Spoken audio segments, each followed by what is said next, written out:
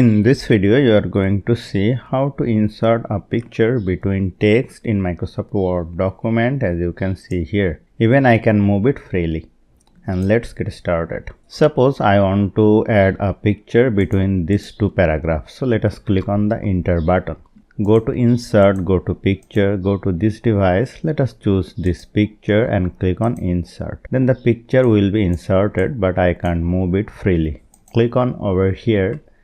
Go to picture format, go to wrap text, and let us choose this option top and bottom. Now I can reduce its size and I can move it freely, and the text will be adjusted automatically.